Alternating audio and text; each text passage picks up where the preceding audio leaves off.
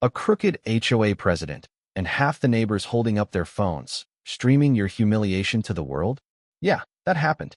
And if you'd told me the whole thing would end with FBI raids in 3 countries, Emmy nominations, and my grandfather, who I thought was just a retired old man, becoming a living legend, I would have laughed in your face. But let me back up a sec, because the way all this started, you wouldn't believe it if it hadn't happened to me.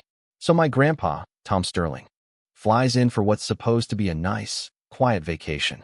He's the sweetest old guy, just wants to sit on my porch, read his newspaper, ask weird questions about neighborhood finances, stuff I chalked up to old government job paranoia. What I didn't know, and I swear this is the twist no one sees coming, is that my grandpa is retired FBI, 30 years chasing financial criminals, and his retirement is just code for still consulting, still dangerous, still quietly working on the side. The woman who brings hell to our doorstep is Samantha Harrison, HOA president, full-time tyrant, part-time criminal mastermind, who's been running this HOA like a mafia racket. Fake fees, made-up penalties for neighborhoods, for $100,000 a year straight into her pocket, and a special kind of contempt for anyone she thinks is weak, old, or not up to standard. She spots my grandpa 6 days into his stay, him in his old jacket and sneakers, and she decides he's her next mark.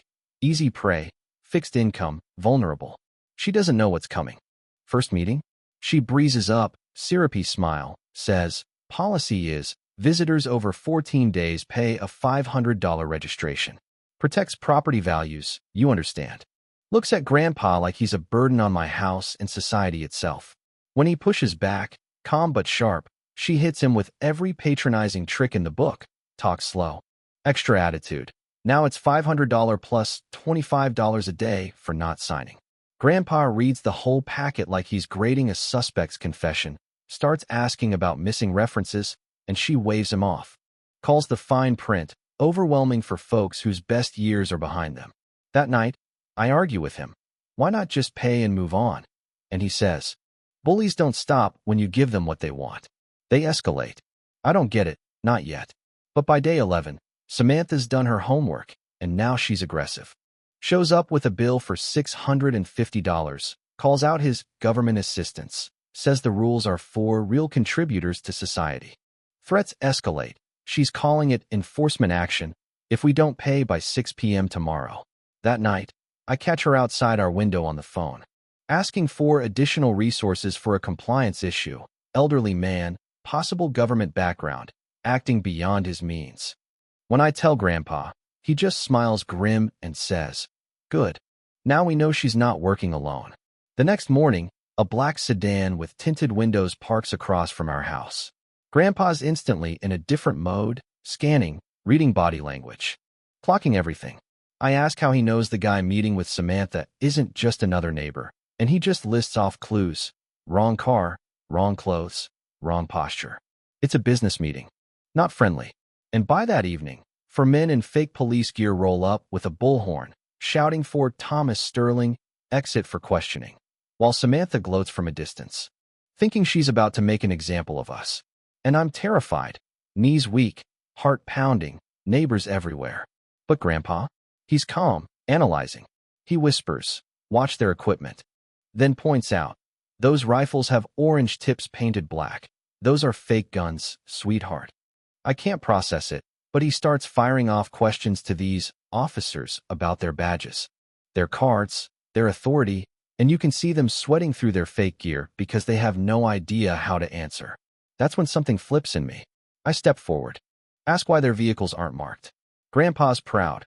Like, for the first time, we're a team. Samantha's losing it, screaming, arrest him. Neighbors are filming. Sirens are coming for real this time. When the actual FBI shows up, unmarked cars, real agents, all business. The fake SWAT team falls apart, begging, we're just actors. It's all a misunderstanding. But the look on Samantha's face when the real agents shake Grandpa's hand, that's a memory I'll cherish forever. Turns out, Grandpa had called his old contacts an hour earlier. He'd been building a case the whole time, letting Samantha dig her own grave. When she finds out who he is, she can't believe it. But you look so ordinary. Grandpa just shrugs. The most dangerous people look harmless. The real twist?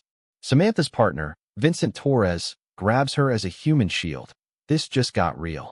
But Grandpa's still in control, talking Torres down, reciting his rap sheet, breaking him psychologically till the guy surrenders on the spot. After the dust settles, the FBI uncovers a network, 67 victims, $2.3 million stolen over 3 years. And Samantha cracks under questioning, confessing everything. How Vincent recruited her, how she skimmed from every elderly person in the neighborhood. I asked Grandpa why he never told me about his real life, and he explains, he'd seen his own father lose everything to a scam in the 70s, vowed no family of his would ever get preyed on again. And now, as restitution checks go out, Samantha's off to federal prison, her cronies too, and our community gets its money back, new bylaws, new leadership, and a federal legal hotline. But the story isn't over. Not even close. Late at night, I catch Grandpa reading classified files about elder abuse rings, suspicious deaths, and victims who just vanished after refusing to pay. He tells me what we stopped wasn't just fraud. It was predation, the kind that ruins lives and erases people. Then an encrypted message comes in. Retaliation protocols activated. Family members now priority targets. My stomach drops. Grandpa, instead of panicking, starts teaching me everything. Personal security, situational awareness, encrypted comms, even basic self-defense. Turns out, the network is much bigger, and we're now on their radar. They come at us sideways. Fake complaints at my job, credit ruined. Social media harassment, fake police reports. But that's the mistake. Criminals don't change what works, and with my tech skills and Grandpa's experience, we trace it all, build a case, and turn the tables. We set up a sting. Me as bait, FBI backup in place, and when the next batch of thugs approaches, the feds swoop in, seize records, and unravel an $8.2 million operation spanning 6 states. Each victory only reveals a bigger enemy.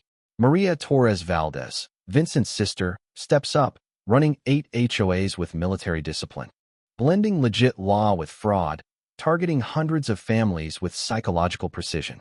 This time, I take the lead, posing as a clueless buyer, infiltrating her digital fortress, mapping her shell companies, exposing her worldwide web of crime. When we finally bring her down, she almost respects us, admits she learned from her brother's mistakes. But then, the real threat emerges. An international call from the Cayman Islands. Agent Sterling, this requires correction. Now it's global, 47 countries, $127 million a year, all through HOA scams, targeting the elderly worldwide. With FBI, Interpol, and my evidence, we orchestrate a global takedown, 247 arrests, millions recovered, new protocols for elder protection in 15 countries. Grandpa and I found Sterling and Associates, training law enforcement, protecting families, speaking at academies. What started as a neighborhood shakedown became an international movement. And yet, 5 years later, the phone still rings. New scam, new neighborhood, new battle. Grandpa, now 73, supposedly retired, just smiles, says he's ready. Because this is what we do. The quiet ones. The underestimated, the family that doesn't back down. And if you think this is just another true crime story, think again. Because every family has a line they won't let the world cross. Ours just happens to start with one sweet old man who refused to let a bully win. So tell me, what would you do if it happened to your family? Drop your thoughts in the comments. Justice isn't a job. It's a legacy, and sometimes the fight for what's right starts right on your front porch.